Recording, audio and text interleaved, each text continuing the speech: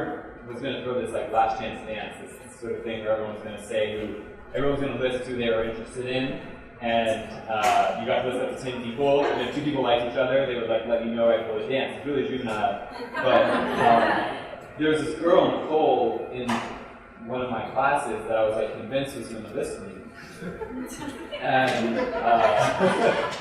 then I was walking to class one day with the guy who's like the president of the student government who's supposed to arrange this thing. He's like, yeah, we decided not to do it because it just seemed like the logistics are too complicated. We had like 1,000 people in the class. Like the matching just seemed too complicated. We're just going to throw a dance. And I'm like, shoot, I'm never going to match with Nicole.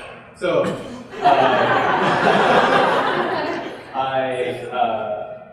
I got together with a friend from Google, and I convinced her to help me build a little matching app that plugged into Facebook that would allow you to basically like list your crushes, and if there was a mutual interest, then we would like let you know. So what inspired us was very much actually about how me and my co-founder, we were in business school. We were friends for a year and a half before we ever even discussed doing a business together. And before business school, we both used to work in finance, and what we reflected on was that in that collegiate setting, which we're all familiar with, whether from undergrad or graduate school, it's incredible how you meet every single week. You're meeting dozens of new people, and every interaction is on a very human level where, it's not like there's an agenda, it's not a networking event. You're a part of a community, you see each other repeatedly all the time. And then we raised funding, and as soon as we did, that's when we decided to create Ivy, which is what we're now working on together with 20 colleagues today.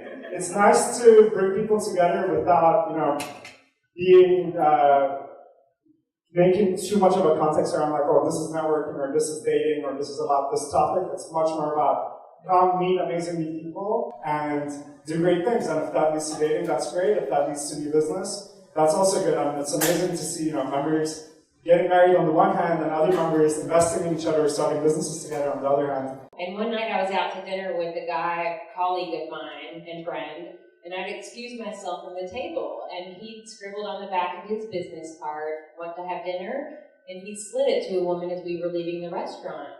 And I had this light bulb that went off above my head that would not go away. Saturday night, I launched the new cheat. So the way it works now, I'm still trying to do this real-life dating thing. It's a Bluetooth technology. So if you're in a train sitting across from the love of your life, you're not going to say anything to them. If you're at the gym with them, crossing them on a running path on the West Side Highway, your phones will connect if you're both on the app.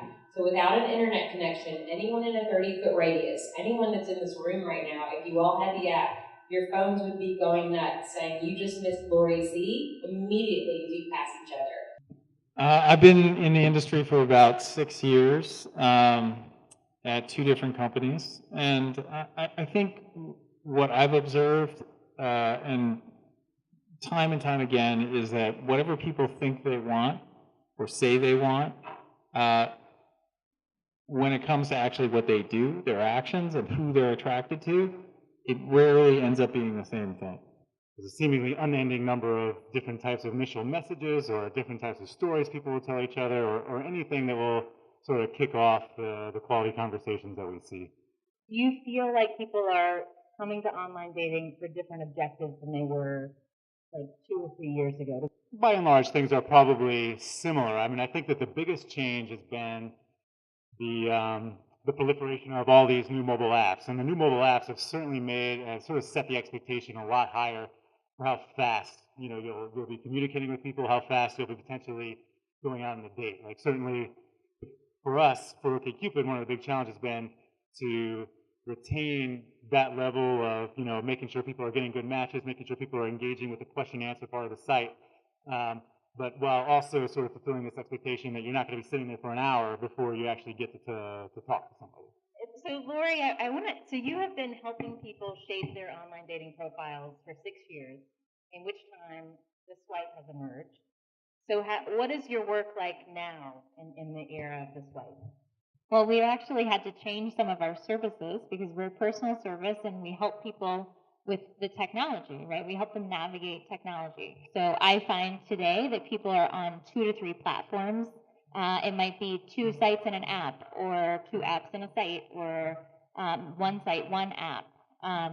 but I feel that they're really finding what is true is that it's kind of like being at a different event, being on a site, right? It's like a whole new crowd of people, and the way that you reach those people is different. But the way I've seen the industry evolve is people used to think of joining a dating site as almost like a self-help exercise. It's like, okay, I can't meet people the normal way, so I'm going to do this thing, and it's, I'm going to have to pay a lot of money and spend a lot of time filling out my profile, and sort of like joining Weight Watchers or something, or Alcoholics Anonymous. It's like they're not proud of it, but they're going to do it, right? And they're going to improve their lives.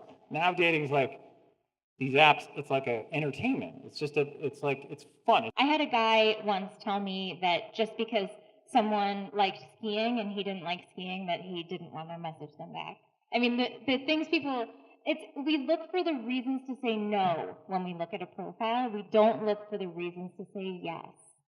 And it's the reasons to say yes is the reasons to add the serendipity. That's what's going to add serendipity to your life, but not looking at all the reasons to say no and bringing your whole love life down.